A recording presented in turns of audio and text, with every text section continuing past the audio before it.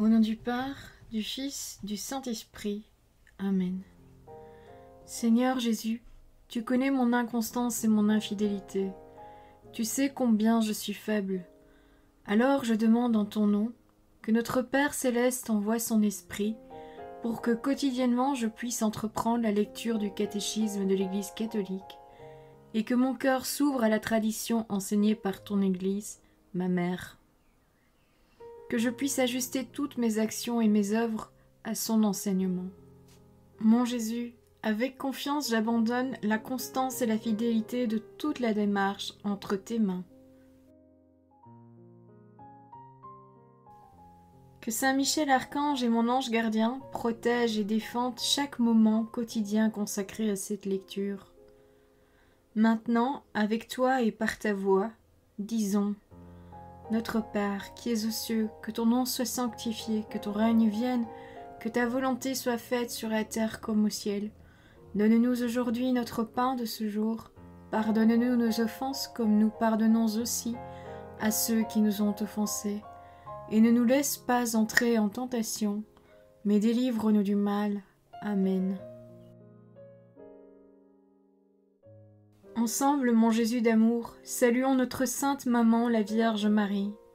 Entre ses mains, je remets mon cœur, mon âme, ma volonté et ma vie, afin que par ses soins règne en moi la volonté du Père, et qu'en ses mains mes œuvres soient gardées, transformées, en parfaite offrande rayonnante de la lumière de Dieu, pour sa gloire, le salut des âmes et la consolation des âmes du purgatoire. Je te salue Marie, comblée de grâce. Le Seigneur est avec toi, tu es bénie entre toutes les femmes, et Jésus, ton enfant, est béni. Sainte Marie, Mère de Dieu, prie pour nous, pauvres pécheurs, maintenant et à l'heure de notre mort. Amen. Je te salue Marie, comblée de grâce, le Seigneur est avec toi. Tu es bénie entre toutes les femmes, et Jésus, le fruit de tes entrailles, est béni. Sainte Marie, Mère de Dieu, prie pour nous, pauvres pécheurs, maintenant et à l'heure de notre mort. Amen. Je te salue Marie, comblée de grâce, le Seigneur est avec toi, tu es bénie entre toutes les femmes, et Jésus, le fruit de tes entrailles, est béni. Sainte Marie, Mère de Dieu, prie pour nous pauvres pécheurs, maintenant et à l'heure de notre mort. Amen. Ô Saint-Esprit, par l'intercession du cœur immaculé de la Sainte Vierge Marie, et par le cœur chaste de Saint Joseph, donne-moi un cœur doux, humble, pur, miséricordieux et charitable. Rends-moi docile à tes célestes inspirations, et prompte à y répondre. Que mon cœur enflammé de ton amour soit en toutes ses œuvres dans la volonté du Père, œuvrant ainsi sous ton joug léger et joyeux. Père céleste, je fais ces demandes par les mérites, les œuvres et les souffrances de Jésus-Christ, ton Fils bien-aimé. En mon nom, au nom des âmes de ma famille, au nom des âmes de mes proches, au nom des âmes qui se sont recommandées à mes prières, au nom des âmes constituant ta Sainte Église, le pape, les cardinaux, les évêques, les prêtres, les religieux et religieuses, les laïcs, au nom des âmes qui ne te connaissent pas, des âmes des païens, des âmes des hérétiques, des âmes des apostats et des âmes froides. En tout temps, dans les siècles des siècles. Amen. Le Christ médecin, numéro 1503. La compassion du Christ envers les malades et ses nombreuses guérisons d'infirmes de toutes sortes sont un signe éclatant de ce que Dieu a visité son peuple.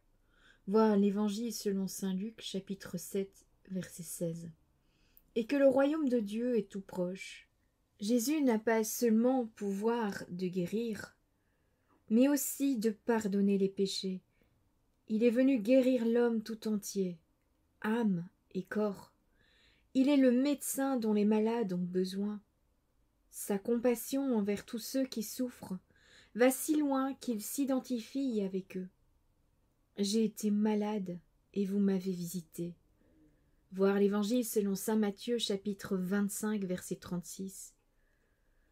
Son amour de prédilection pour les infirmes n'a cessé tout au long des siècles d'éveiller l'attention toute particulière des chrétiens envers tous ceux qui souffrent dans leur corps et dans leur âme. Elle est à l'origine des efforts inlassables pour les soulager. Numéro 1504. Souvent Jésus demande aux malades de croire. Il se sert de signes pour guérir, salive et imposition des mains, boue et ablution. Les malades cherchent à le toucher, car une force sortait de lui et les guérissait tous. Voir l'Évangile selon saint Luc, chapitre 6, verset 19. Ainsi, dans les sacrements, le Christ continue à nous toucher pour nous guérir. Numéro 1505. Ému par tant de souffrances, le Christ non seulement se laisse toucher par les malades, mais il fait sienne leur misère. Il a pris nos infirmités et s'est chargé de nos maladies. Voir l'Évangile selon saint Matthieu, chapitre 8, verset 17. Il n'a pas guéri tous les malades. Ces guérisons étaient des signes de la venue du royaume de Dieu. Ils annonçaient une guérison plus radicale, la victoire sur le péché et la mort par sa Pâque. Sur la croix, le Christ a pris sur lui tout le poids du mal et a enlevé le péché du monde. Voir l'Évangile selon saint Jean, chapitre 1, verset 29, dont la maladie n'est qu'une conséquence. Par sa passion et sa mort sur la croix, le Christ a donné un sens nouveau à la souffrance. Elle peut désormais nous configurer à lui et nous unir à sa passion rédemptrice. Guérissez les malades. Numéro 1506. Le Christ invite ses disciples à le suivre en prenant à leur tour leur croix. En les suivant, ils acquièrent un nouveau regard sur la maladie et sur les malades. Jésus les associe à sa vie pauvre et servante. Il les fait participer à son ministère de compassion et de guérison. Ils s'en allèrent prêcher qu'on se repentit, et ils chassaient beaucoup de démons, et faisaient des onctions d'huile à de nombreux malades, et les guérissaient. Voir l'Évangile selon saint Marc, chapitre 6, versets 12 et 13. Numéro 1507. Le Seigneur ressuscité renouvelle cet envoi. Par mon nom, ils imposeront les mains aux malades, et ceux-ci seront guéris. Voir l'Évangile selon saint Marc, chapitre 16, versets 17 et 18. Et le confirme par les signes que l'Église accomplit en invoquant son nom.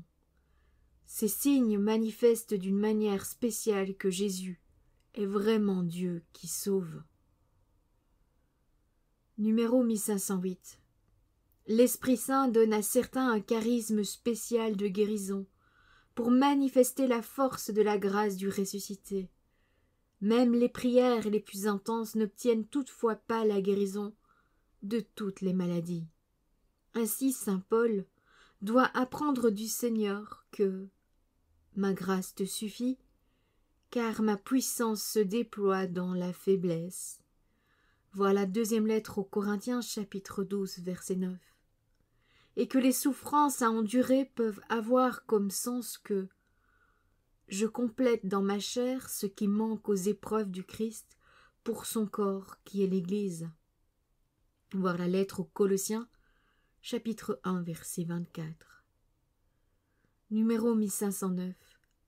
Guérissez les malades, voir l'Évangile selon saint Matthieu, chapitre 10, verset 8.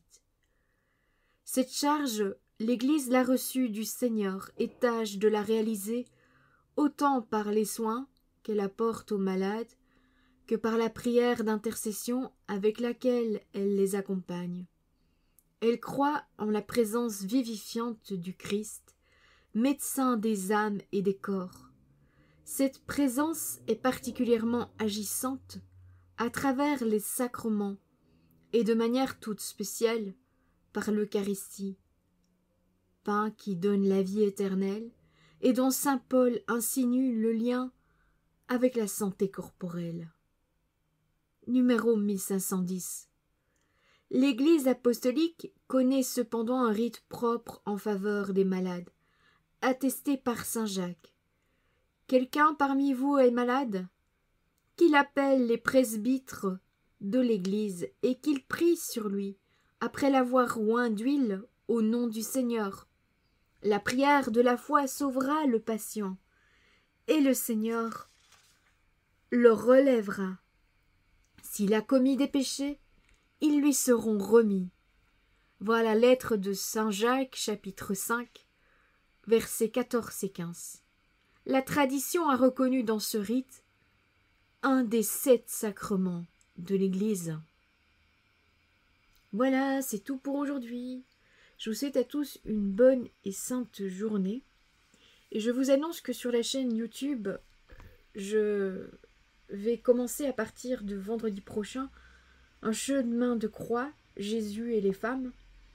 Et en lisant la première station que j'ai lue juste avant de lire ce passage du catéchisme de l'Église catholique, je trouve que c'est à propos. Je pense que l'inspiration de lire la première station du chemin de croix qui vous est proposée tous les vendredis pendant 14 jours de suite, c'est vraiment... J'avais vraiment pas lu le texte du catéchisme avant de lire la première station et je me rends compte que ça se rejoint. Donc voilà, je vous invite aussi à suivre ce chemin de croix si vous le désirez, que vous retrouverez sur la chaîne YouTube qui apparaîtra tous les vendredis à 15h sur la chaîne YouTube ou 15h30, je ne sais pas encore très bien. Bonne journée à tous, au nom du Père, du Fils, du Saint-Esprit. Amen.